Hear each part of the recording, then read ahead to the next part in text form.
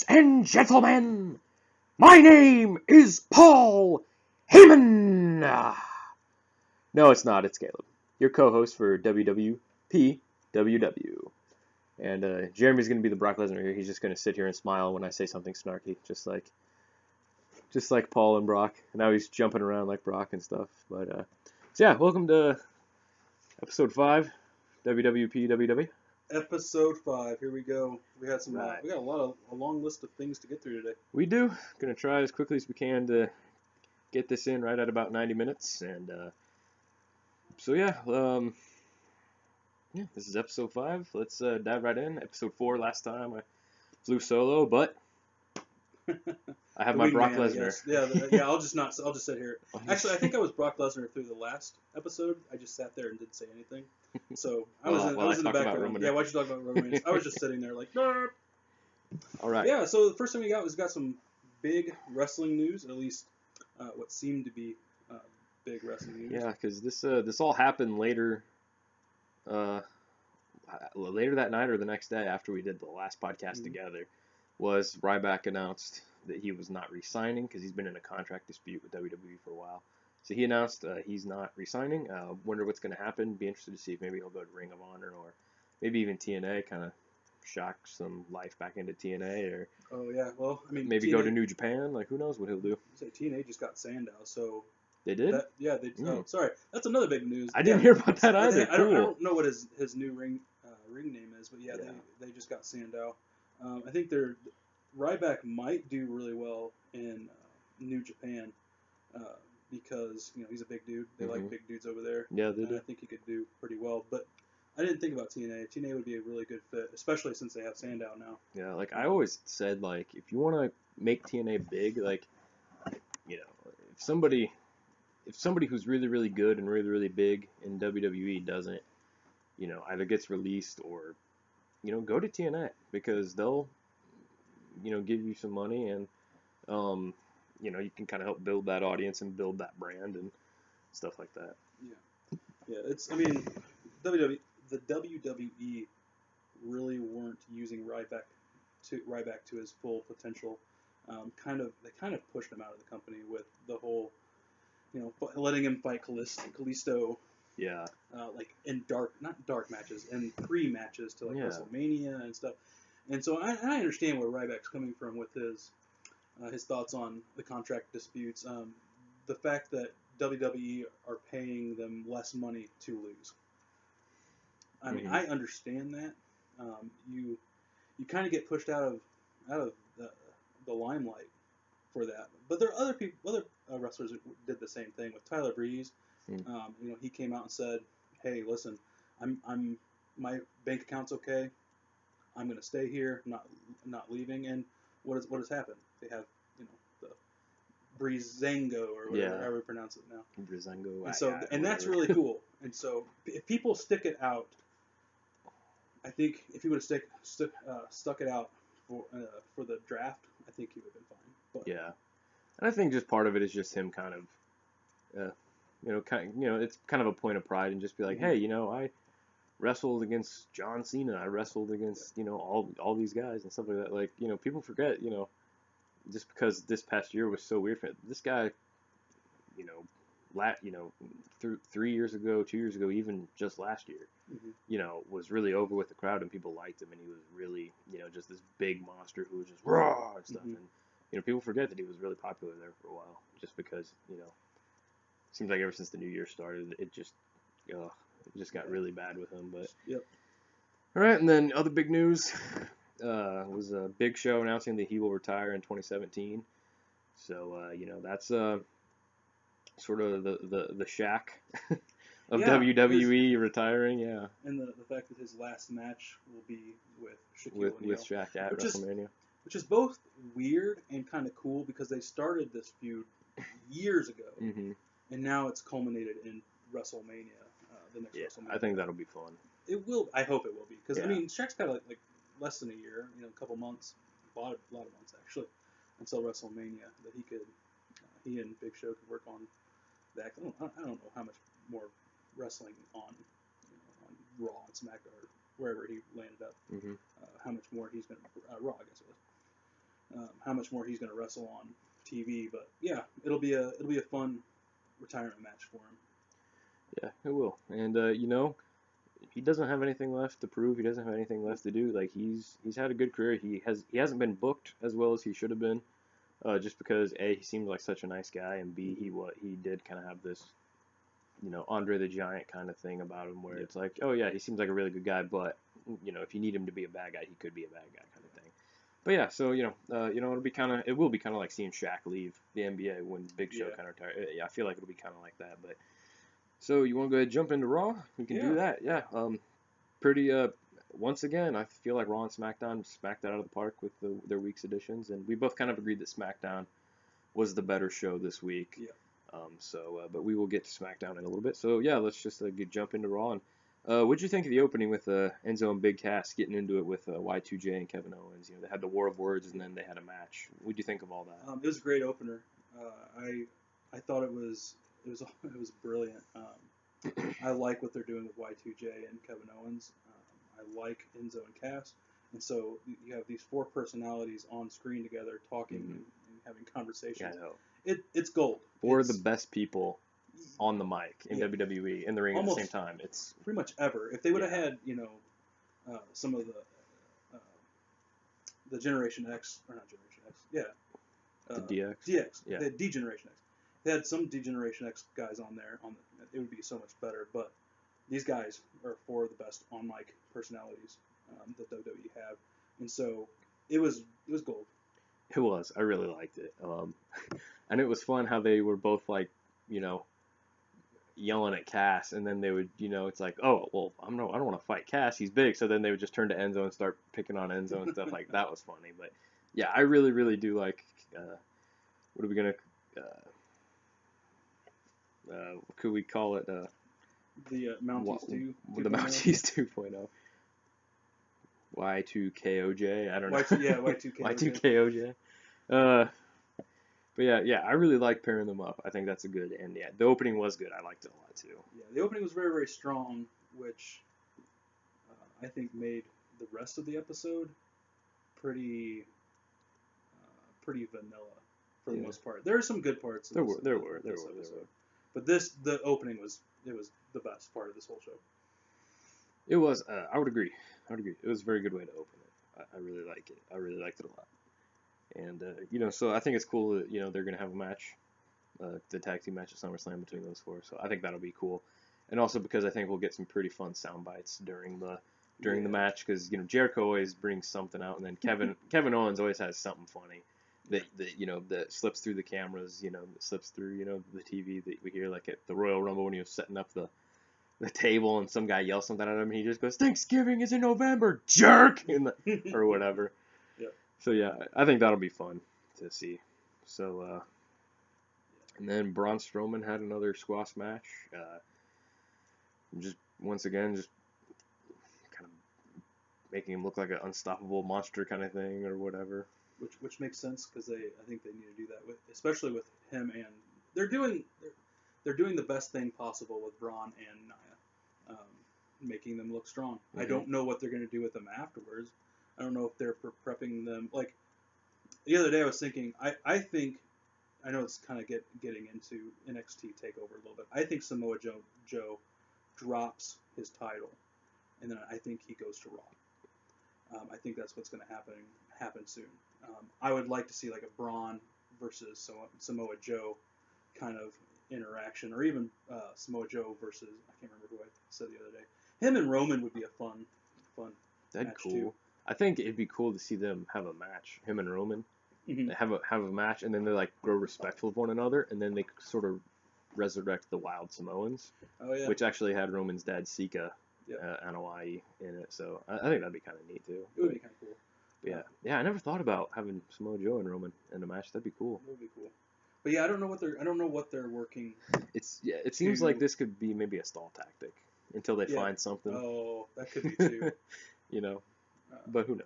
Maybe Braun and Nia will get married or something.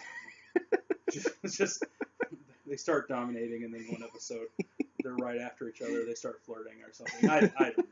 All I know is that it's weird. It's weird seeing. Dude, Braun is a huge dude. He is. You don't need to put him in squash matches. Nia, I understand because she's coming up from NXT, and not everybody follows NXT. You're starting to see some episodes of NXT, but no, not everybody follows NXT, and so Nia needs this push.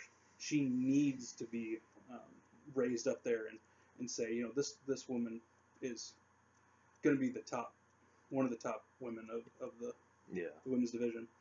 But yeah, I don't know. Yeah. More squash matches. Yeah. Let's go. Yeah. So did you see the little bit of the New Day talking to P Diddy? Did you see that? I did. That was on Hulu. That was pretty funny. That was funny. I liked that too. Like I just think I put it on the rundown just because it was funny. It was cute to see that, and like I just had a huge smile on my face the whole time it was going on, just because it was just funny seeing them them talk. I liked that. And even Mick Foley his interaction where he takes the box of Budios and starts eating it. Like that was funny. That whole bit was good. It was good stuff. Right. And then we had another chapter in the weird book that is Darren Young and the Titus O'Neil rivalry. Like I don't get it. Like both these guys are very talented and they're good. So I don't know why this feud just doesn't make sense to me. I mean, it's weird, and a lot of people agree that it just doesn't make sense. Yeah, I didn't get to see this match. Hulu doesn't have it, but I wonder if they do another match and they start realizing, hey, we need to get back together. Because I think Raw's tag division kind of stinks right now. There's not a whole lot of tag. Besides Enzo and Cass, they really don't have a whole lot. Yeah, Enzo, Cass, New Day, and then they had to create something for Enzo and Cass to even wrestle with Y2J and Kevin Owens. Yeah. And so I don't know if this is one of those things that they wrestle one more time and Bob Backlund comes in and says, you know, stop it. You guys need to get back together. We're gonna make you guys good. Let's make the primetime players great again. Yeah, do that. And I think people would welcome that team back. So would I. It would give us another tag team and. It would kind of shake things up, and just because this feud just doesn't make sense to me. It feels so weird. I don't know if they just don't know what to do with them. They're like, hey, let's just let them fight each other. Yeah, that could very well be. I don't know. I know. And so then we go into Seth Rollins' promo. Yep. So you and I were both in agreement that this promo was good at one thing and it was bad at another thing. Mm-hmm. It was good at making Seth Rollins look like a douchey heel. Which he doesn't need any help doing. Yeah, and it was good at bringing the crowd, bring a lot of crowd heat to him. Yes. What it was bad at, it was just badly written. Like everything about it was like, I don't know if he if it was written for him or he wrote it or he kind of improvised some of it, but it's like, shoehorning in all the pop culture references and stuff like that, and it just, I don't know, just something about it was off with me. Like, what'd you think? I think the WWE is going to shoot themselves in the foot by every week having to write in pop culture references during that week, because the writers have been told to write in like whatever's going on this week. I'm more than certain we're going to have probably references to Michael Phelps or to some of the other guys in the Olympics tomorrow. Right now, and tomorrow and Thursday. Maybe not so much, not Thursday, Tuesday. Probably not so much in Tuesday, but really heavy in Raw. So I think that's the reason why he said all those things. And it just... Yeah, it bugged me. It bugged me too. That is until Finn Balor's promo. Because it's like, oh, okay, they give Seth the mic. Mm-hmm. I don't really want to listen to this guy. Yeah. But then Finn Balor came on, and what do you think? I thought Finn Balor's promo was awesome. Like that dude can talk too. Like, when him and last week I think it was, right, when him and Seth Rollins were trading barbs back and forth and stuff like that, and I was like, wow, like, because I've never seen him on the mic. I've just seen his matches and stuff.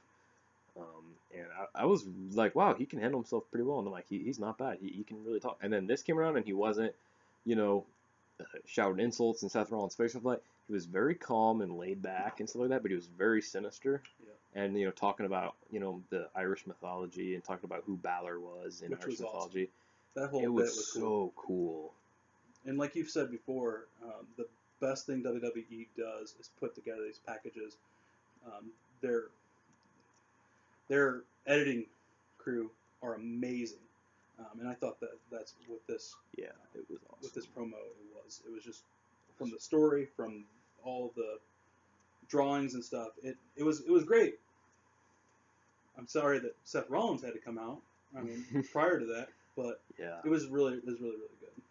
It was really well done. I liked it. I'm getting really hyped for this match between those guys, and you know, I just don't want them to mess it up by giving Seth Rollins the belt. Yep.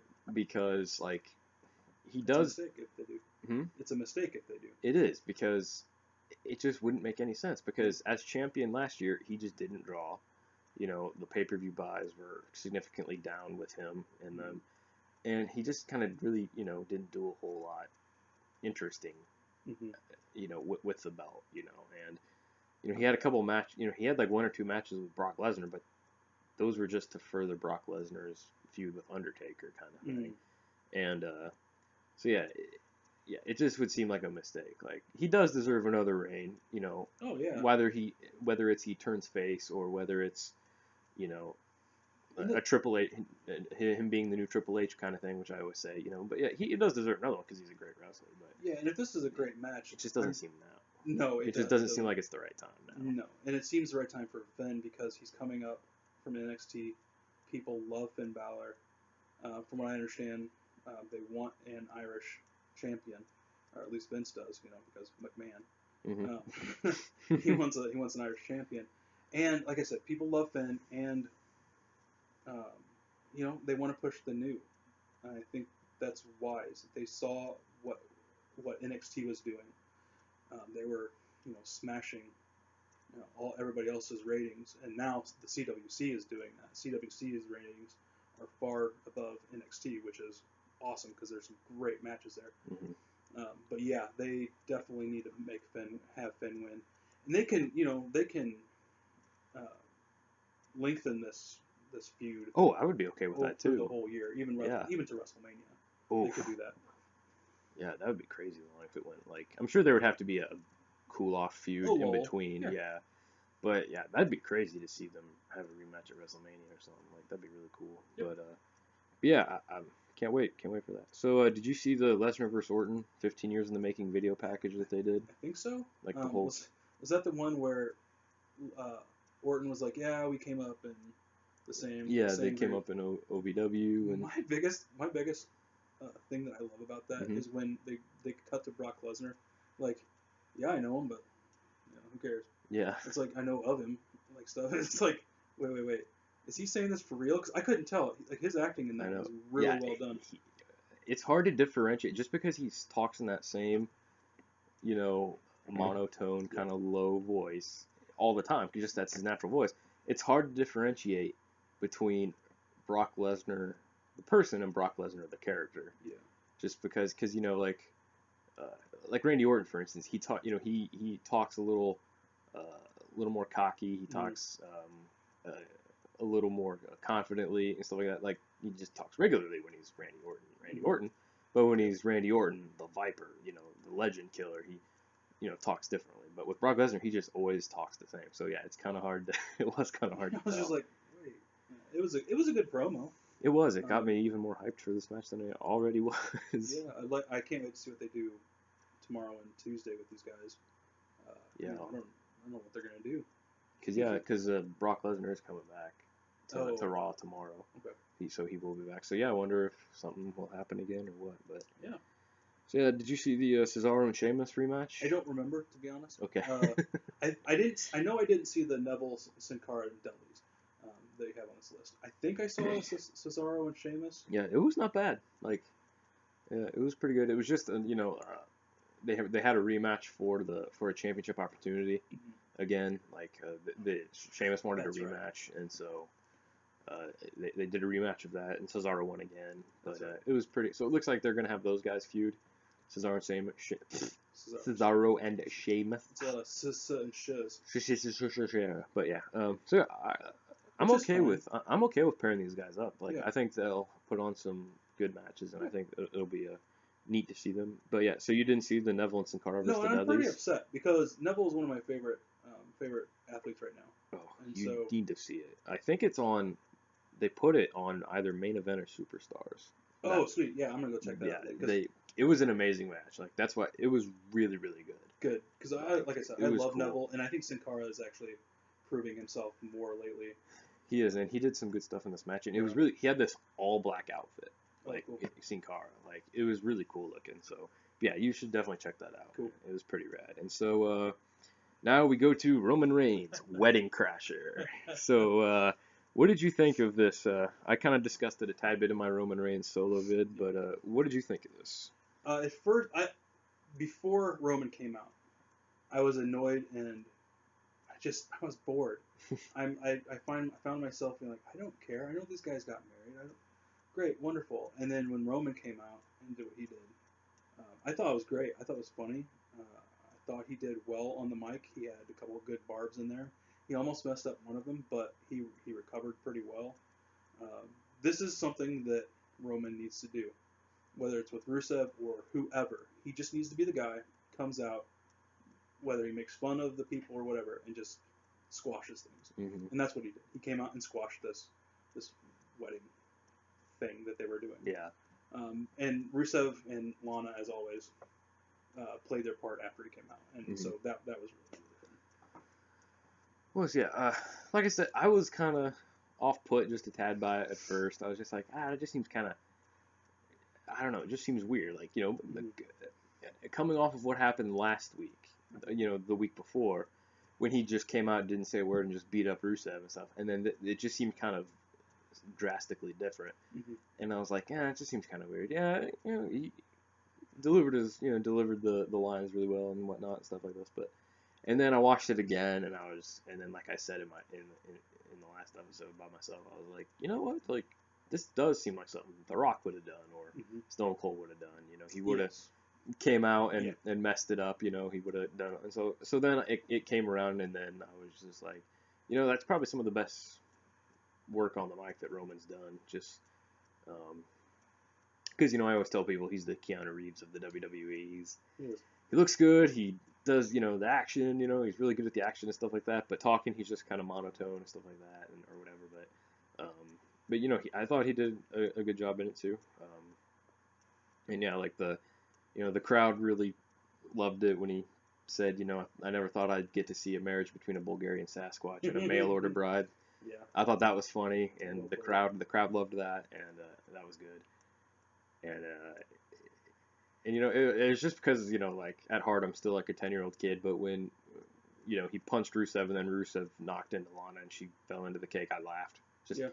I felt like a little kid. I was just like, like, and you knew it was going to come. Yeah, it was going to come, but it's still funny. It was still funny. She deserved it. Yeah, and the part with Roman pouring the glasses of champagne, and then he offers one to Rusev, and then he just drinks it, and then throws it over, and then picks up the other one. Like, that was good. So that was really well But done. he came back later, but we'll get to that later. Yeah. So, what about Sasha Banks, Dana Brooke? What do you think of that whole thing in the match? I can't remember most of it. All I remember is it made Sasha look good again. Yeah. And Dana's getting better. I don't hate her as much. She still has some floppy issues, but for the most part, it was an okay match. What do you think? Oh, excuse me.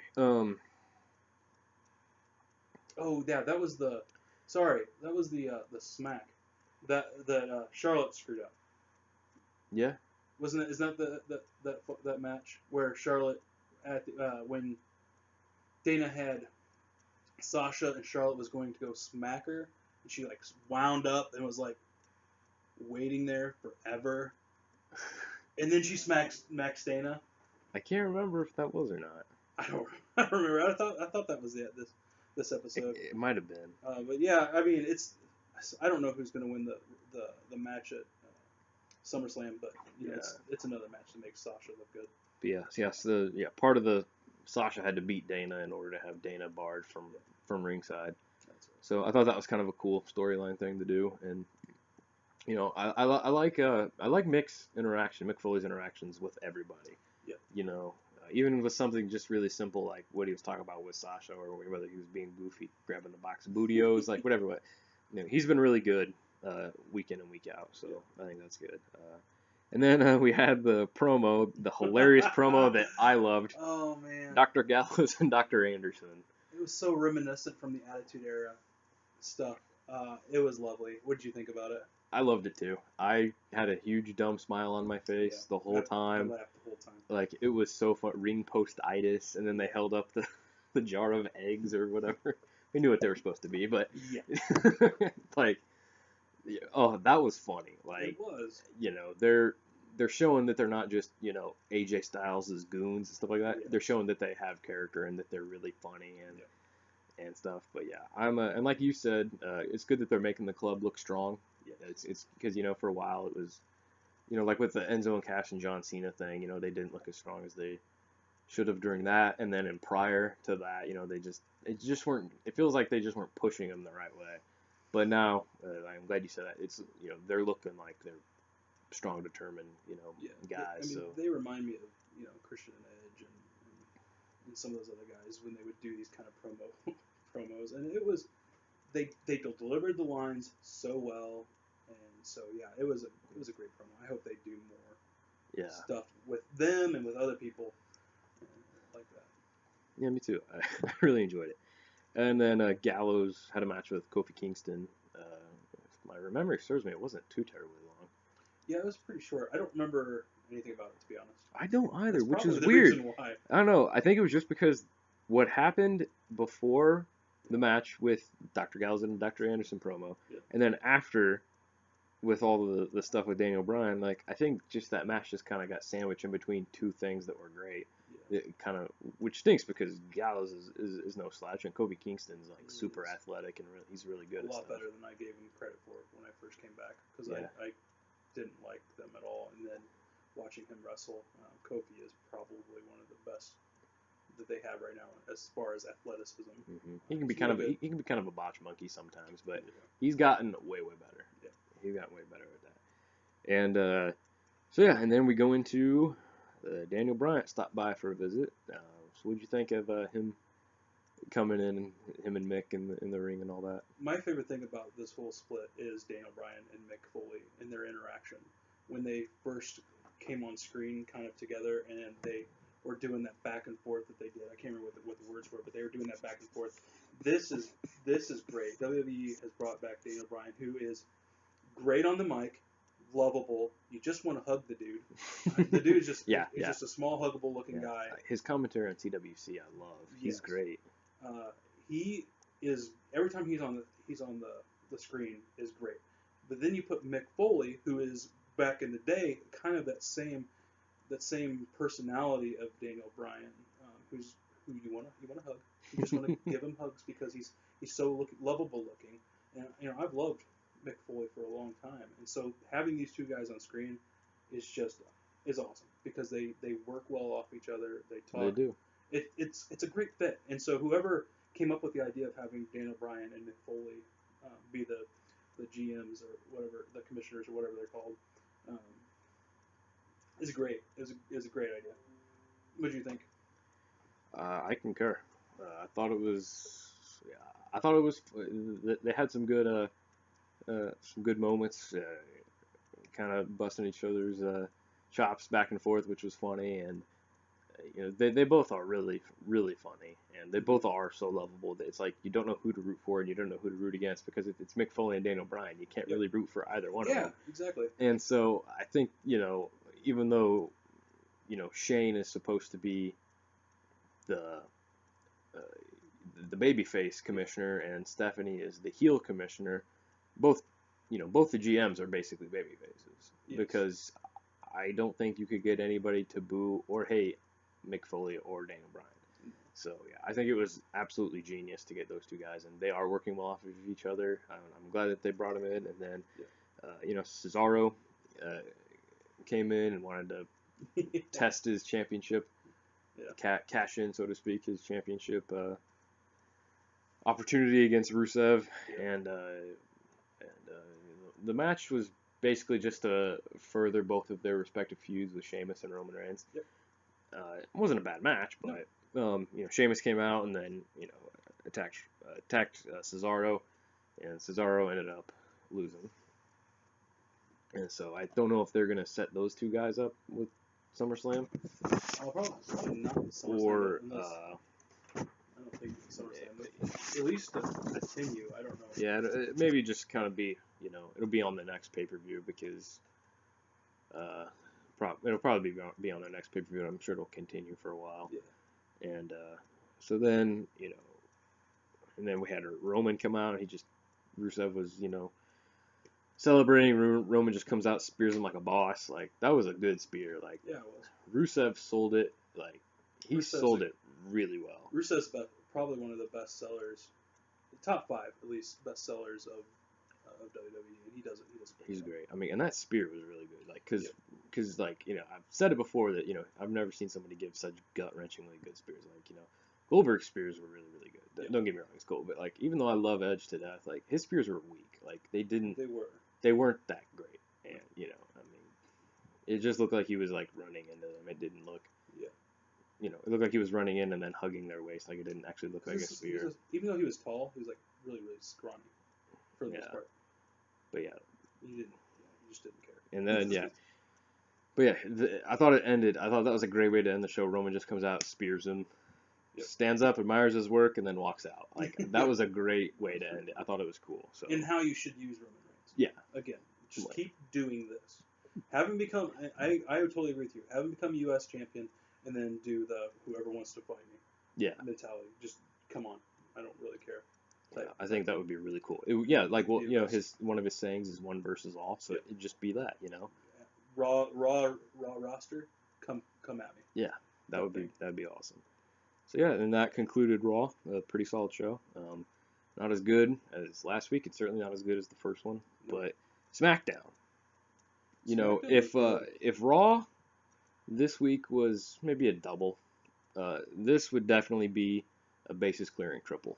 Maybe even an inside the park home run. SmackDown was really, really good. I feel like SmackDown I don't know if they have different writers for each shows, but I feel like SmackDown has the better writers. Like, I love what they're doing with Bray and what they're doing with Dean and Dolph and all the intermixings. I love what they're doing with the women's division. I love what they're doing with the tag division, even though some people don't. I like SmackDown. I like it as a show so much better than Raw. I don't know if like I said, I don't know if they have different writing teams or what. But I feel like the writers on SmackDown are doing a better job and are actually caring about the wrestlers and the inner workings of the feuds and stuff. But anyway, we're starting out with Bray's promo. What do you think?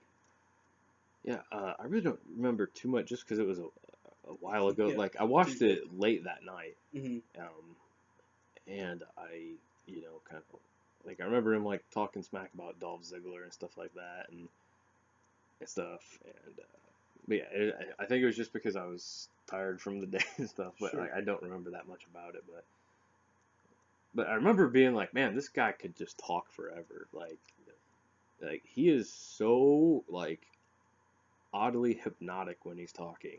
Yes. And that's why his character works, and that's why his gimmick works, and like people love him. And people love him. Like, even though he's a bad guy, he's supposed to be a bad guy. Like, people love him because he's so good at being that character. Yeah.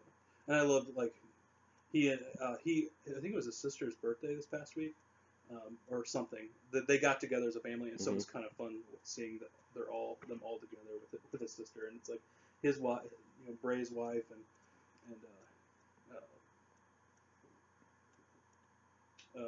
Bo Dallas? Yeah, Bo Dallas and his wife and all of them together and just smiling, like, waving. It's like breaking cable. It was just really cool. I like Bray. I like his whole family. I think that they're really. Wasn't their dad a famous wrestler? Yeah, the whole pedigree, whether it be. Oh man, I don't want to talk about it now because my brain's not working. Renard Shyster, his name. I can't think of his name off the top of my head. Anyway, yeah, let's just move on. Yeah, so then, the Dean Ambrose came out, and Dolph Ziggler came out also.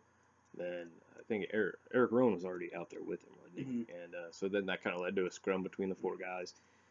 And then went backstage and found out that Dolph and Dean were going to be teaming up for a tag team match with the two Wyatts, and so I thought that was really cool. I always love it when they have people who are about to face each other in a big match. They make them team up and stuff. Like I would agree. Yeah, I would love it when they do stuff like that. Like I remember I can't remember if it was the Raw right after WrestleMania or that next week, but like Roman Reigns was in the ring and him and Bray Wyatt were going at each other, on the mic, and Shane came out and said, "You know what? I'm really digging you two guys in the ring, so you're gonna have a tag team match against so and so." And I was just like, "That's brilliant!" Like, and then I think it was around the time, like I think Bray got hurt like within the next week or two, right after that, so they didn't, that it looked like they were building another feud between those two guys, but nothing ever came of it, which was sad because Roman and Bray work really well together in the ring. Mm-hmm. But yeah, I always love when they do stuff like that, so I thought that was cool that they did that. So, which brings us to my new favorite tag team, American Alpha. They won again in a match, and I just their excitement and their charisma just like is so infectious. I just love watching these guys. It's a lot of fun. Yeah, and I like that they can be so energetic and not hurt people. You know what I mean? Yeah. There are other, when you're watching past wrestling events, whether it be in WCW or whatever, you see the fast-pacedness, but you see that they feel like they're green. These guys come in, are fast-paced, and they don't really hurt the person. Like they spear and stuff, they don't really take off their heads or whatever. Yeah. But yeah, they're probably my favorite tag team right now, and outside of Enzo and Cass, they're on a whole another level of awesome as far as wrestling, as far as the charisma and stuff. America Alpha definitely are. They're the best on SmackDown by far. Yeah, and you brought it up. I think last week when we were talking about American Alpha, also, they were talking about how much JBL was talking about how much they reminded him of the Steiner brothers. Mm-hmm. Scott and Rick Steiner, and that was a little before my time. Like I didn't know, I just do, the tatted up blonde haired Scott Steiner from the late '90s WCW. I didn't know really that. And then after you talked about that, he's like, yeah, when JBL said that, yeah, they do remind me of the Steiner brothers. I was like, really? Like, I just couldn't picture it because, like I said, I was used to the tatted up Scott Steiner. So I looked up some of their stuff from the early days, and I was like, holy cow, yeah, I totally see that. Yeah, they are the kind of the reincarnation of that kind of era of wrestling. Their backgrounds being technical wrestlers and being able to, and I think this is the reason why a lot of people are saying, bring back Kurt Angle. This would be a great experience for American Alpha to have Kurt Angle on their side because, they're both wrestlers. And even though I don't like Kurt Angle, I'd be down with that. Yeah, I think it would be cool to do that. It's not going to happen, but yeah, it would be fun. But they kind of on SmackDown they set basically the tag team scene. There's like 4 teams, which is kind of sad, to be honest. And I think it's even sadder that they're thinking about bringing in tag team championships. They have 4 tag teams. Why do you want to bring in tag team championships when they don't really matter? Yeah, to be honest. Anyway, it was a good spot, nonetheless. It was. And then the Ascension, Vaudevillains, and the Hype Bros came out and kind of were trying to make a statement, and then American Alpha ended up clearing the house. Clearing it, yeah, throwing them out the club, so to speak. That's right. But yeah, so yeah, it was cool. I just can't wait for these guys to have a big match in a pay-per-view. I can't wait to see what happens. Like, that's why I'm kind of upset that they announced there was going to be a women's and a tag team champions. Possibly, it's just rumor. Right okay, I didn't know if they. I think Daniel Bryan had said something about at least about the tag team championship. Okay, see, because I was hoping like that they would just on all the shared pay-per-views, the big ones like Survivor Series and SummerSlam obviously and WrestleMania and Royal Rumble. I was like, see, that would be perfect times to have inter-promotional, inter-brand clashes. Yep. Be like, all right, New Day, you're the champions, you're on Raw. Well, guess what? You have to defend the tag team championships against American Alpha. you know, at Royal Rumble or whatever, you know, Mm-hmm. you know, and then that way it could be on both brands, you know, it could switch over and stuff. Which I think would make more sense because if you have the sibling rivalry that we're supposed to be getting, Mm-hmm. And having all of the all the titles on one, and then the other sibling being like, oh, you have all the titles, I'm gonna beat you up, blah blah blah, Yeah. whatever, you know, there's no really, if you put all the tag teams on one, or you have two separate belts for everything Mm-hmm. on each shows, there's no rivalry. Who cares about the split now? Yeah. Which unless they do a thing where it's like, oh, you're just copying me type thing. I hope not. Yeah, I hope not either. But all right, so we had another saga in the Eva Marie dodging Becky Lynch. Brilliant. It is. It's funny that they're doing this with Yeah. her. That she keeps coming up with all these ways to dodge Becky Lynch. You know. I mean, it was a wardrobe malfunction. I mean, you can tell when she got into the ring that something was going to happen with her back of her strap. But yeah, it's brilliant what they're doing with Eva Marie. It is. It is. You know, it's. Yeah, it seems like they're figuring out. You know, it's like, you know, that's funny. People seem to really be liking that. You know, it's yeah, like you said, it is brilliant. It is good to do that. And then Becky, you know, said, "Oh, well, I'm ready to go. Anybody come out here?" And then Alexa Bliss came out and beat Becky Lynch. And so, wonder if that's gonna maybe be a rivalry, or maybe if it was just to kind of make Alexa Bliss look, I think it's good, or I don't think Alexa and Becky are gonna have a rivalry. It's gonna be Eva and Becky, because Eva keeps screwing her out of the match. Mm-hmm. And I know Becky's a fighting, not champion, but she's a fighter, and so it does two things. Is one, it furthers the Becky and Eva storyline, but also brings Alexa out as, and later on we see that with Carmella. These two ladies who are in NXT, it makes them look strong. It's what they did with American Alphas. They're making these NXT guys look stronger than what they, not what they should, but they make them look strong. Yeah. I like Alexa Bliss. I think they need to put her in more matches. Yeah. She is ready. Some of the last matches she had in NXT were great. So yeah. Yeah. All right. So then Randy Orton and Alberto Del Rio had a match. Did you see this one? I did. All right. Any thoughts? I don't really care for Alberto Del Rio. Yeah. He's just there to be a bad guy, basically. He is, which is kind of sad because I think he could wrestle, but I just don't like his personality or his character. Mm-hmm. But overall, it was a fun match to watch. It makes Randy look strong. He doesn't need that, but yeah, it makes Randy look strong from coming back from an injury. Yeah. The stuff they did in the matches were really, really well done. I think did he sell his injury that he had? Yeah. Sort of. Yeah, it was a good. You know, thinking back, it was a good match. It was probably one of the better matches on the card, to be honest. It was, and it also makes Randy Orton look really resilient. It makes him look like he could take a beating. Yeah. It's like, you know, almost like he's kind of being like, you watching Brock Lesnar kind of thing, you know, and it's cool. And so yeah, I liked it. And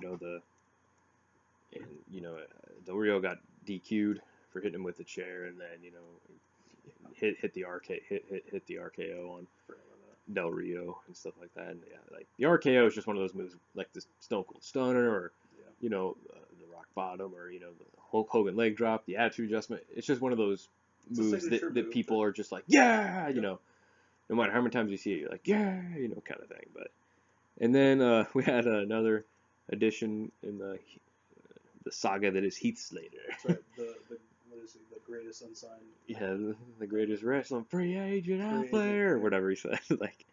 And again, I don't know if SmackDown got the better writers or what, but what they're doing with Heath Slater is brilliant.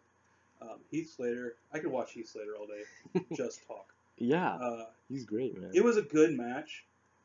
I thought the whole interaction with him and Rhino Pryor. But how many kids? I got my 2 kids. And he goes, I got my 4 kids. I got my 7 kids. That was really funny. I liked that too. Even Rhino, I laughed when he was like, what kind of pull you got? Is it in ground or above ground pull? Above ground? Never mind. Yeah. type thing. He's like, I'm fighting for my constituents or whatever he says. He said, but yeah, that whole interaction was great. The match was okay. The stuff afterwards was great too. I know. He just coming in, they were getting ready to sign him. He's like, oh, guess we're not going to sign him.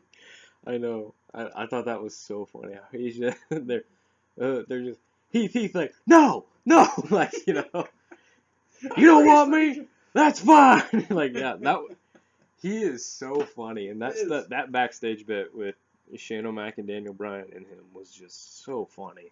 Like keep it up, Heath Slater. Keep this going for don't drag it on out too long, but keep it going a little longer because it's good stuff. It's funny. And I'm okay with you, Rhino, right now.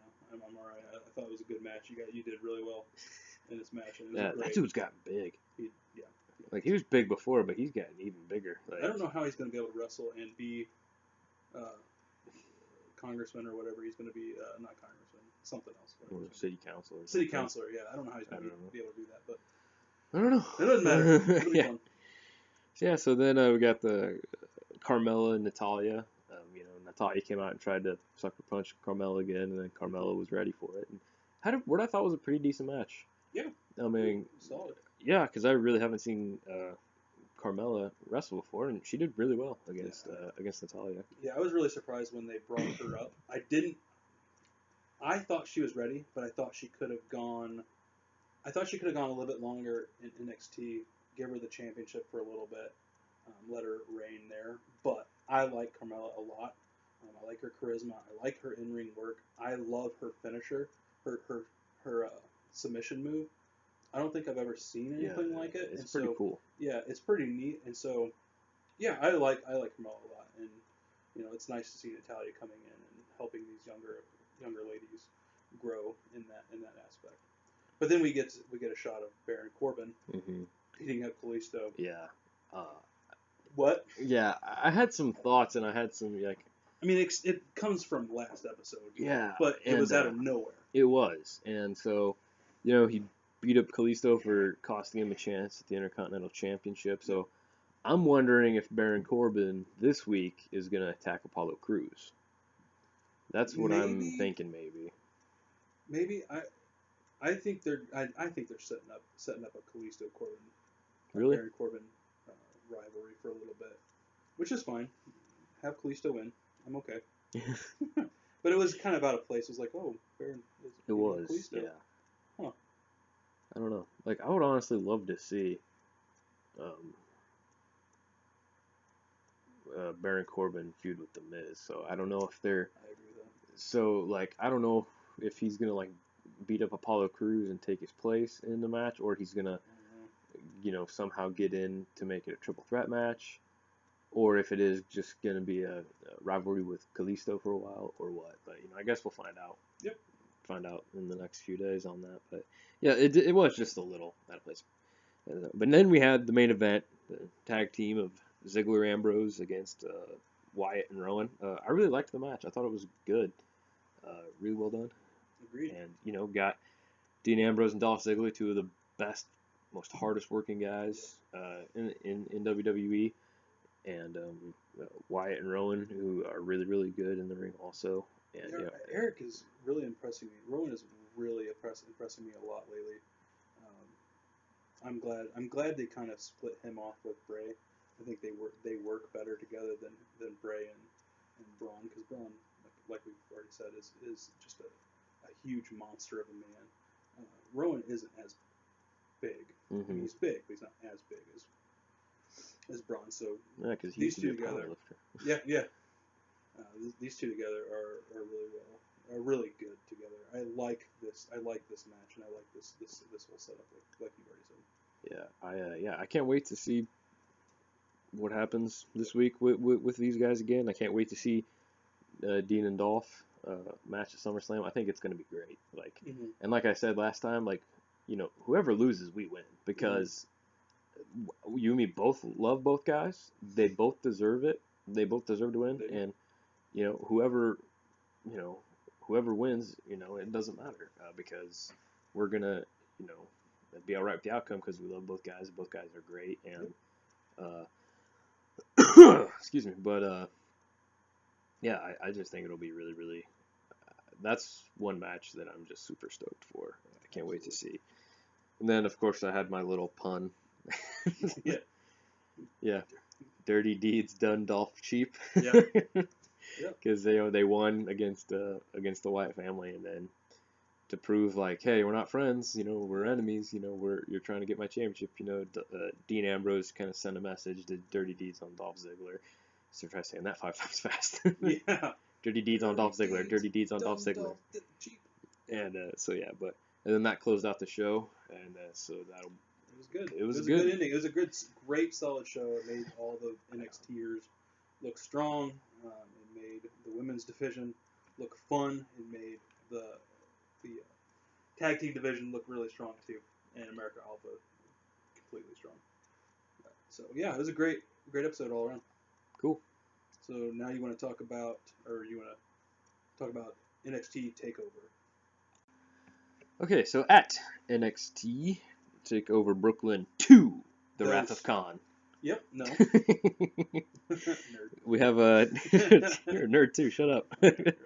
So we got Samoa Joe and Shinsuke Nakamura, both big established stars. Shinsuke from New Japan Pro Wrestling and Samoa Joe from Ring of Honor and TNA. Yeah, these guys have been wrestling for a long time. And they're both not that old. No, they're not. And they're gonna have a match at for the NXT Championship. I'm really excited to see this. Like I've said, I've been watching a bit more NXT, getting into that. So I saw this I was like, oh, I wonder if there's anything going on with, because I've always liked Samoa Joe, and ever since I found out about Shinsuke several years ago, I was just like, this dude's awesome. So his personality and his in-ring character is a refreshing. Like you just watch him and you're just like, this. He's acting like a kid wrestling. Yeah. Like he's got these kid actions. Like this past week on NXT, Samoa Joe came out he came out to Samoa Joe's taunting or whatever, I can't remember, but they had an army holding Samoa Joe back, and Shinsuke comes up he's doing this little thing taunting Samoa Joe, and these guys are holding Samoa Joe back. He goes over, grabs the nose. Shinsuke grabs Samoa Joe's nose, and the crowd starts chanting, "He's got your nose! He's got your nose! He's got your nose!" And so, or something like that. And so, this whole thing, Shinsuke's character is just hilarious to watch. He's funny to listen to, and so now Samoa, who's kind of a more serious character, is like, "This is my title. I'll kill you all." Whatever. Yeah. It's fun to watch this whole dynamic. Just to see these two different characters clashing like this. Yeah, okay, and, cool. And the way they're building it within NXT, it seems like Samoa Joe, they're kind of making that whole, Samoa Joe's a champion and he's a coward type thing. He's not a coward. He just doesn't want to fight Shinsuke because he has a possibility of being beaten because Shinsuke, that whole old gag type thing. And so the way they built it, I think. Personally, Shinsuke is going to win. I honestly think that both of these guys are ready. They've been ready for years to be on the main roster. I think they're going to get ready to bring Samoa up. I think he'll go on Raw. That's what I said earlier. Mm-hmm. He might go on SmackDown, but I think he'll go on Raw. And I think they're going to have Shinsuke be NXT champion for a little bit, and then once Bobby Roode has transitioned a little bit nicely, I think Bobby will take it out of Shinsuke's hands, and then Shinsuke will come up. I think we might see Shinsuke maybe by next WrestleMania, maybe. That'd be good to see. Probably in one of the smaller. But this match is going to be good. Both in ring. I'm definitely going to be watching it. And so thanks for filling me in on that. Cool. So. All right, so why don't we go ahead, flip over the rundown, and look at the card here we got so far. We got 9 matches thus far for SummerSlam. I don't think we'll have any. Maybe some. Maybe, I don't think we'll have many more. Like probably just 2 to 3, I'd say tops that they might book last minute. Yeah, looking at on Raw and SmackDown. Yeah, looking at this, I don't see any. I think this is all main card. I don't think they're gonna have any pre. Like this is not pre-card. None of this is pre-card worthy stuff. What's it called? The pre-show. Yeah. None of this I knew is pre-show worthy. I mean, these are all big matches that mean something. But you know, that's how they messed with the U.S. title with Kalisto when Kalisto had it with Ryback. So we'll see. Yeah. But anyway, the first match you have on here, Brock Lesnar versus Randy Orton. Mm-hmm. Who do you have winning? I have Randy Orton winning. I think, like we've talked about a couple times, it makes more sense for him to win. He just came back from injury. Make him look like a big main eventer again. He's one of your biggest stars. Yep. He's been nothing but loyal to the company. He's rolled with all the punches. He's done this. He's done that. And I think with Brock's doping thing recently, and the fact that he won a match at WrestleMania, that we both agree he probably shouldn't have. He shouldn't have. Dean Ambrose should have won that. But that's not what we're talking about. Yeah. That's not what we're talking about. I just feel like, it's probably just going to be, if Brock Lesnar did win, he'd win, and then he'd just be off TV. Yeah. For 5 months or whatever. I mean, the next big pay-per-view. Yeah, like it just wouldn't make sense for Brock Lesnar to win this. And I have Randy Orton winning, and I want Randy Orton to win also. Yeah. So I want Randy Orton to win, but we also need to talk about the fact that this is actually Raw versus SmackDown. Yeah. So it's hard because everything you said about Randy Orton and about Brock Lesnar is absolutely 100% true. However, this is Raw versus SmackDown. Mm-hmm. If it was anything else, I think Randy Orton wins hands down. I don't know if they want Raw. I think they want Raw to Oh win. yeah. Because that's the Juggernaut show. That's the show that's the biggest show that they have. So if that is the case, Brock Lesnar wins. I'm hoping everything that you say is right. They need Randy Orton to win. SmackDown needs Randy Orton to win to make it a bigger show. Brock Lesnar and his drug stuff, he should have been suspended. Yeah. Hands down, he should have been. And Randy Orton is the legend killer. Yeah. It makes sense that Randy Orton is suspended. He has one legend left to kill. He's beat Shawn Michaels. He's beat Triple H. He's, beat The Undertaker. He's beat all these big guys. It's like, have him beat Brock Lesnar. Have him kill the ultimate legend. Yeah, and the only other legend, is Paul White is Big Show. Yeah. Sorry, is a Big Show that I can think of. I mean, because he came in with John Cena a little bit, and he might kill that legend. But any other legend, there's really not one. Yeah. The second match you have up here, so I think we're both on agreement. We want Randy Orton to win. Mm-hmm. We think Randy Orton will win. It just depends on how Vince sees. Yeah. If he sees this Raw versus SmackDown, or if he sees this as getting not payback but discipline of Brock Lesnar. So we'll see. The second match you have on here is one of my highly anticipated matches. It's Finn Balor versus Seth Rollins. What do you think? Like we talked about earlier, I think it should be Finn Balor, and even though it gives me cause to pause, it's like, man, they're just so hot on Seth Rollins being, like I keep saying time and time again, the new Triple H, because he is. He is. But with that being said, it just doesn't feel like the time is right to give him a championship, and I feel like since he was like, oh yeah, you were the longest reigning NXT champion, but I was the first NXT champion and all that stuff. It's like, I feel like this will be the thing that Finn Balor finally becomes the first of, and then that'll drive Seth Rollins crazy, and it'll fuel this feud longer. Which would be good. And it would make... Exactly. It would make, from a storyline perspective, it would make more sense. It would. For Finn to win. And also, I think if you have Finn Balor lose to Seth Rollins in this match, I think people, not just booing him because he's a bad guy, I think people will boo Seth Rollins because they're mad Finn Balor didn't win.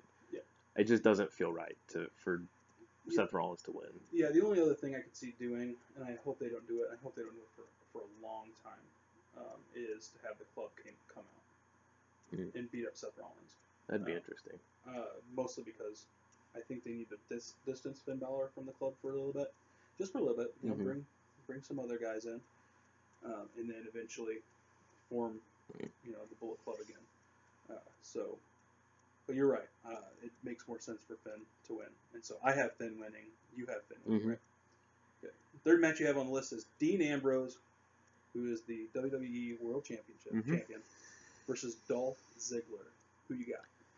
Well, I think it'll be Dean Ambrose.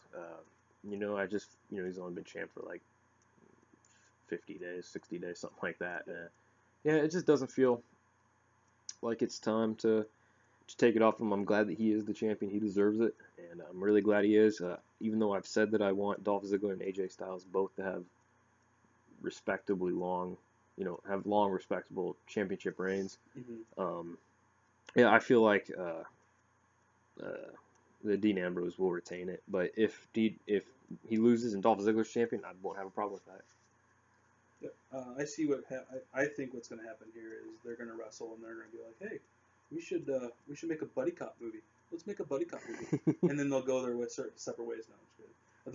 They'll go into the locker room together. I'd watch that. They make a buddy cop movie, and the championship is vacated, and eventually John Cena wins it back for some reason. No, that won't happen.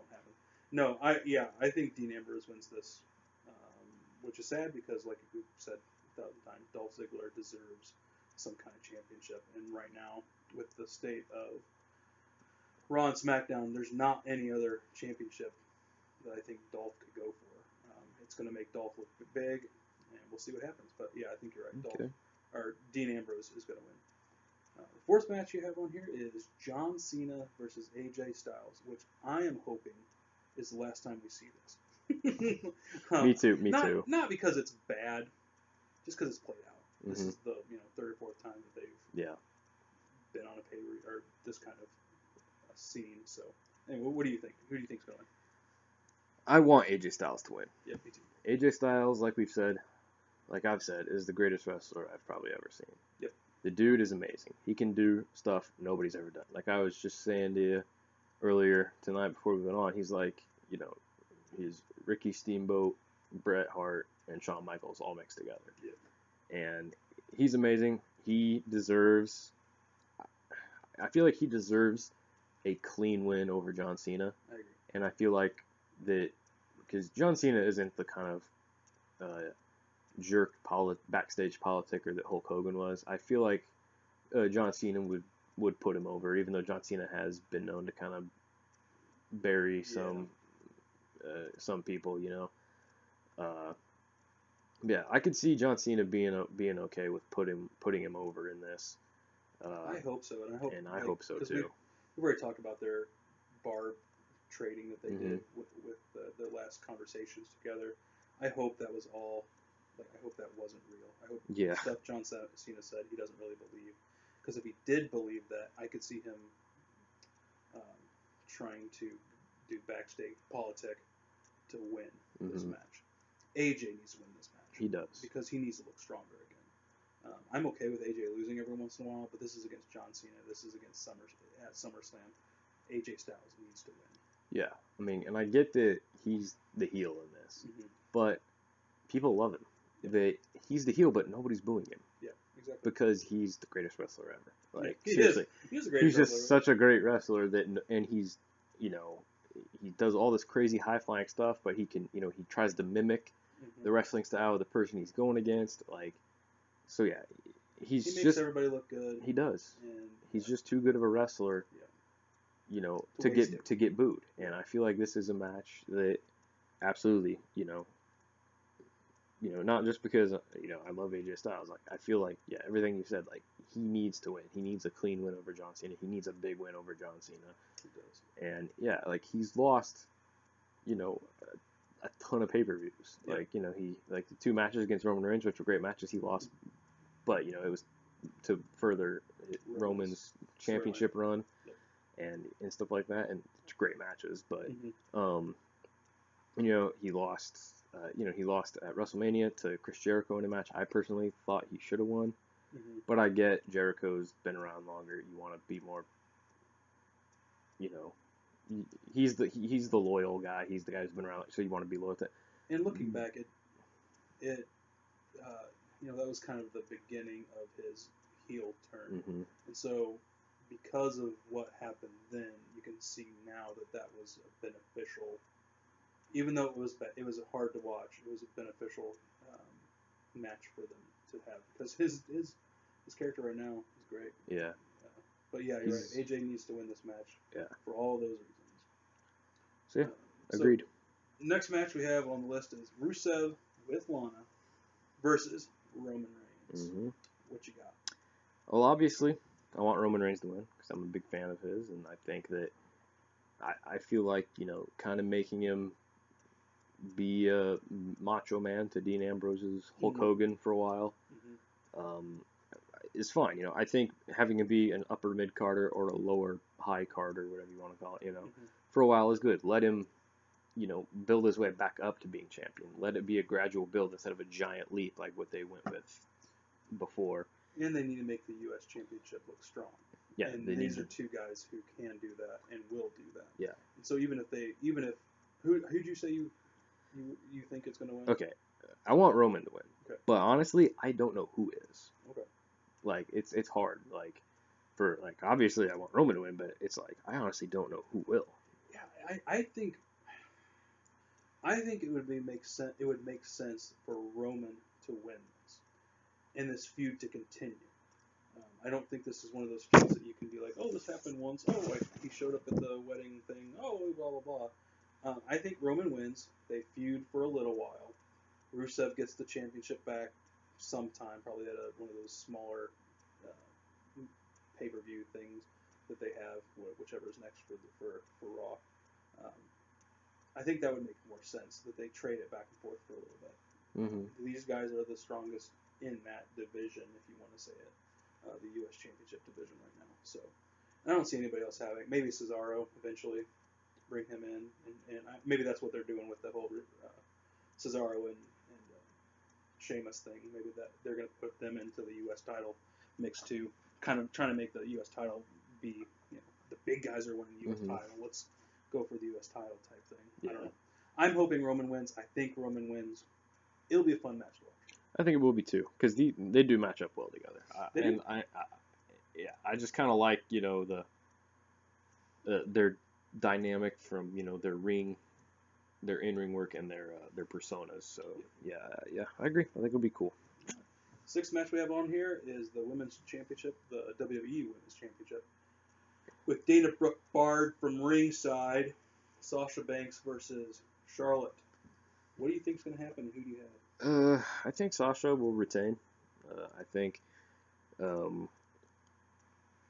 honestly, I because it's Charlotte and Dana Brooke, I think Dana Brooke will still somehow be involved one way or another somehow. Like,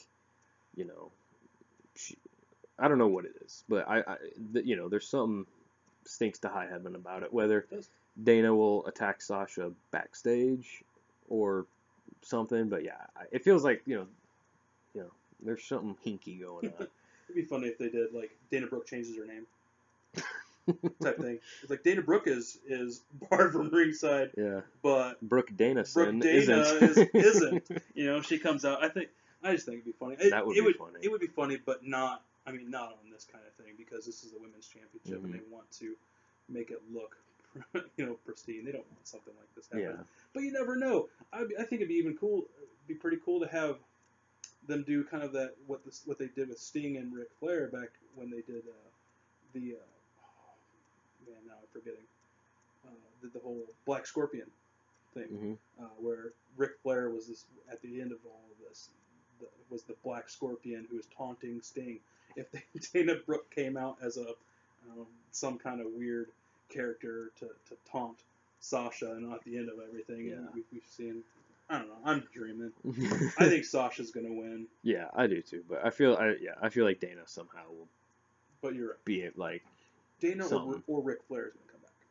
Ooh, I didn't think about Rick coming back. Yeah. Because they're gonna kind of have that trade-off. Dana came in for a reason. Now, because of Ric Flair being gone. Actually, it was supposed to be Emma, but now Dana's going to be barred, but Rick isn't. Cool. So will Rick show up? Yeah, that's interesting. That didn't cross my mind.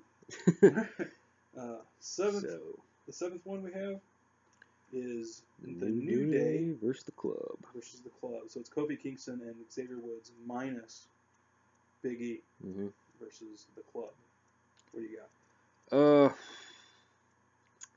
just because the New Day have had it for so long, and I've enjoyed watching them, but I honestly feel like I honestly could see the club. I could see Gallows and Anderson winning the tag team titles here. I feel like it could be kind of a changing of the guard, like, hey, we're the big bad tag team now, kind of thing. And I could honestly see, just because since they're without Big E, who is the big muscle guy, like these guys are smaller and athletic. I feel like I could easily see the club winning, and I honestly think that they might. Yeah, I agree too. I think the club's going to win, and I think Kofi and Xavier are going to blame it on Big E. Interesting. You weren't there. If you were there, we would have won, and blah blah blah. Or Big E comes out. I don't know how they're going to play out this. I know Big E was at a house show. I don't know how they're going to play out the storyline on Raw and stuff. If they're going to make him still injured or what. So I don't know what's going to happen. I think the club win. I think Gallows and Anderson win. I think it'll be a fun match to watch. Hopefully, it should be. So yeah, changing of the guard indeed.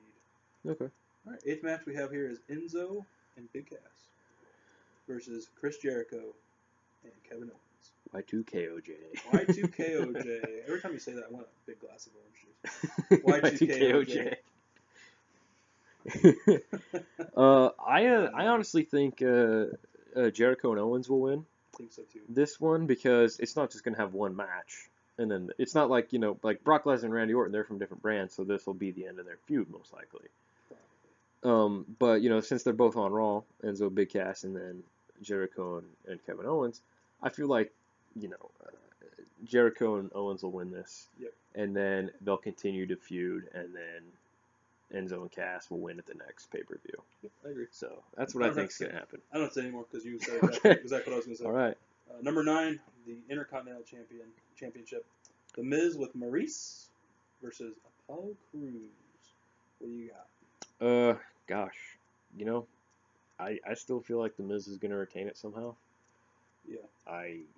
Because he always has a trick up his sleeve. That's his thing, is that he, that's part of his gimmick has always been, weaseling his way into keeping the championship. So I think they'll do something, but or since Apollo Crews is like, super, super big and shaped guy, maybe he'll just be too quick and too strong for Miz, and he'll just dominate him with a big smile on his face. That would be funny. Just beats him up, and then he's just like, yeah, I won. Like, that would be kind of fun. Yeah, I don't know what they're going to do with this. I think the Miz will win.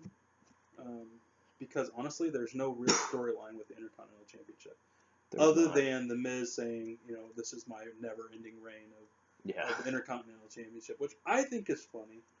I don't know the Miz's work schedule. I don't know what his movie schedule is or his TV show schedule is, and so the only thing I could see happening is if he does lose, it's because of those kind of things. We could even have Baron Corbin come out and interrupt the match for some reason. Like, if we have just crazy Baron Corbin going around just beating people up because he wants the Intercontinental Championship, awesome. Just have him destroy everybody. I don't care. Because right now the Intercontinental Championship, sad to say, is very, very weak. It's stagnant right now. Yeah, it's what the U.S. Championship had become. Yeah, it needs something. It needs a kick in the butt. Which, yeah, just thinking about it right now, have Dolph Ziggler go after it. Yeah, I think he would be okay. Have him go after it. That would be a good do something. If the Miz and Dolph Ziggler wrestled or had matches. So yeah, that's it for the SummerSlam things. Just some news on SummerSlam next week. We're gonna be watching that with a buddy of ours, and then he's actually gonna be on the show with us talking about it and stuff. So that'll be kind of cool. But all right, to close out, I have top 10 matches that you guys need to watch, and my co-host need to watch, Mr. Jeremy. Top 10 SummerSlam matches you should watch. You should watch. He's talking to me more. Yeah, I'm talking more to him than all 12 of you listening. Hi, 12 of you. But yeah, these really aren't in a particular order, except the very last one I have on here. The very last one is the number 1 greatest SummerSlam match of all time, I believe. But yeah, besides that one, these are just kind of in random order, basically. Okay, first off, we have Roman Reigns versus Randy Orton from SummerSlam 2014. I talked about it in my Roman Reigns video. I said a couple matches that people who say Roman Reigns can't wrestle watch these matches. This is one of them. Him and Randy Orton put on a really good show. There's a lot of fun counters and stuff like that. It's really cool. Check it out. And Rey Mysterio versus Eddie Guerrero, SummerSlam 2005. It's a ladder match. Oh, man. It's a ladder match? Yeah, it's a ladder match. The Rey Mysterio, Eddie Guerrero. There's like 3 to 4 ladders. Like, there's all kinds of crazy stuff going on. The storyline with it's kind of weird. But it's a really good match. And so check that out. Some crazy ladder bumps where it legitimately looks like it hurts. Yeah. Where it's just like, oh, man. Like, that looks like it hurts. And then Shawn Michaels versus Vader at SummerSlam 1996. Watched this match last night again. It's a lot of fun. Cool. It's cool. It's vintage Heartbreak Kid. He kind of goes off on Vader, starts hitting with like a tennis racket or something like that in one part. Awesome. It's pretty. It's cool. It's a lot of fun. And then Edge versus Undertaker Hell in a Cell match from SummerSlam 2008. This one's really good. There's some pretty crazy spots in it. Sweet. So check that out. And then got Daniel Bryan versus John Cena, SummerSlam 2013. This is, to me, this is the match where John Cena kind of proved his mettle that, oh, he can wrestle after all. It's just that most of the time he doesn't. He just does one move over and over and over and over. So people think he can't wrestle, but he can. This match proved it. Yeah, it's pretty good. And then Daniel Bryan winning at the end of it is it's a really cool sight. And then we have TLC 1. Which I think this is the only match that I have ever seen on this so far. I think. Yeah, it's the Hardy Boys versus Edge and Christian versus the Dudley Boys, SummerSlam 2000. You guys know about this match. Come on, it's TLC 1. It's awesome. It sucks that all 3 of these great ladder matches were won by Edge and Christian. It absolutely irks me to death that the Hardy Boys did not win one of these matches. Especially this one, the TLC 1 at SummerSlam 2000, because this was in the Hardy Boys' home state of North Carolina. So Edge and Christian won, and then the crowd just booed them right out the building. Wow. Because, Edge and Christian were their characters were jerks back then, and stuff. And the Hardy Boys, everybody loved the Hardy Boys. And so, yeah, it always made me mad that they didn't win at least one of these, because they were so good. And these matches were so good that I feel like they should have. And it seemed like they were the ones doing all the super death-defying stuff.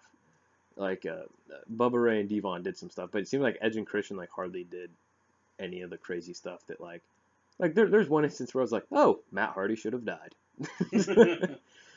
But Edge and Christian, it's like, oh no, I just took a ladder and I fell down. Ooh, it's like, But anyways, I love it. I love Edge and Christian. I'm not hating on them that much, but Anyways, and then we have Ken Shamrock versus Owen Hart in a Lions Den match at SummerSlam 98. This match is really cool. It's very, very different. It's almost like a UFC match kind of thing because it's in a different ring.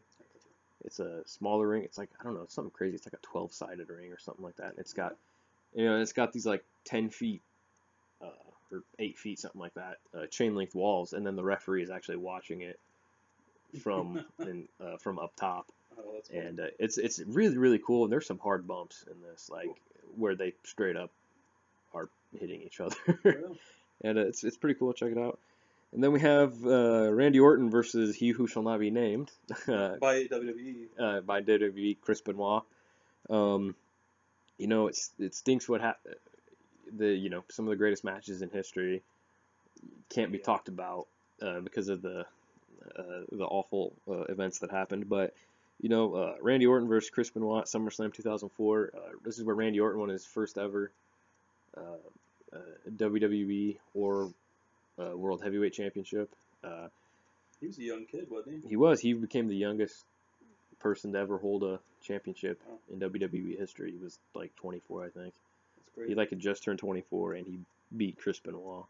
And clean. He beat him clean. And this is when he was a heel. This is when he was part of Evolution. Oh, wow. And he beat him cleanly. And it was a really good match, really well done. And then one of the most famous SummerSlam matches of all time, if not the most famous, is Shawn Michaels versus Triple H. It's a no-holds-barred, unsanctioned match at SummerSlam 2002. Watched it again a few nights ago. It's awesome. It's really, really, really great. And it's awesome because Shawn Michaels just owns Triple H for most of it and hits him with, trash cans and ladders and stuff. Yeah, it's really cool. Definitely check that one out. And then, like I said earlier, perhaps the greatest SummerSlam match ever is Bret Hart versus Owen Hart, Steel Cage match, SummerSlam 1994. The whole Hart family is at ringside for this. Davey Boy Smith is there. Jimmy Anvil is there watching, and it keeps cutting back to them for their reactions because this is when Bret and Owen had that huge feud go on for a really long time, and this match is absolutely awesome. So definitely check that out. I think one of the cool things is you have Owen Hart on here a couple times, and I do want to say this. Even though Bret Hart is probably one of my favorite, is probably my second favorite now because of AJ Styles, wrestlers of all time, going back and watching some of these Owen Hart matches made me realize Owen Hart was one of the better wrestlers of his day. He was great. Like those Bret Hart, Owen, and even British Bulldog, Davey Boy Smith. Growing up, I didn't care about Owen, and I didn't care about British Bulldog. But watching the older stuff now, I gain a much bigger respect for both of those guys. So yeah, I'm glad that Owen's on here. I'll probably go watch those, not tonight, but watch those another time, because I do have a respect for Owen. Me too. And watching that match, it just made me so sad that both of these guys' careers were cut short. Yep. Owen's because of his tragic death, and Bret's because of the injury. He got that really bad concussion, and that the screw job, but anyway. And yeah, we're not going to go there. We're not going to talk about that. But so it just was kind of like kind of made me sad that oh man, think about all the stuff they could have done if Bret didn't get hurt and Owen didn't pass. Like because even the Owen when Owen was a tag team with Yokozuna, that was funny and well done. And so you're absolutely right. The sad passing of Owen. But they left behind a great legacy, and this match is proof of it because it's an awesome match. So go check that out, Jeremy, and check that out, you listeners at home. Yeah, you listeners at home, you better go check it out now. Do it now. do it now. WWE Network $9.99. That's what we're supposed to do, right? Because that's what they do every episode. Yeah. Only on the WWE Network. That's right, Michael. Only $9.99 a month. And it's only $9.99 a month. Anyway. All right. So yeah, that's gonna do it for episode 5. Just a quick recap. Next week, we're going to talk about the Stone Cold podcast. He had WWE champion Dean Ambrose on. It was a really, really good episode. Kind of cool to see Dean Ambrose out of character talking about stuff and kind of get to pick his brain. It's really, really cool. Really, really into it. So we're going to... I'm going to rewatch it, and Jeremy's going to watch it again. We're going to talk about that. And then... next time, we're going to be doing it the day after SummerSlam, so we're going to be doing it that Monday, the 22nd. So, we're going to be doing SummerSlam reactions, talk about some stuff, and we're going to be doing Raw and SmackDown recaps from this week in that same episode, probably. So, and then eventually, when we get it up, we're going to be talking about our top 10 favorite matches of all time. Can't wait to do that. That's going to be really cool. And then, like I said, we're going to have our buddy Chris with us next week to talk about SummerSlam and stuff. So that'll be cool. And yes, and he's a big Kurt Angle fan, so we're probably going to razzle him about liking Kurt Angle a little bit. Because nobody else likes Kurt Angle. Nobody likes Kurt Angle. Nobody. Not even Kurt Angle. You suck. You suck. Yep. You suck. All right. Well, thanks for stopping by, everybody. This has been episode 5 of the WWPWW. This is Caleb. This is Jeremy. Signing off. Deuces.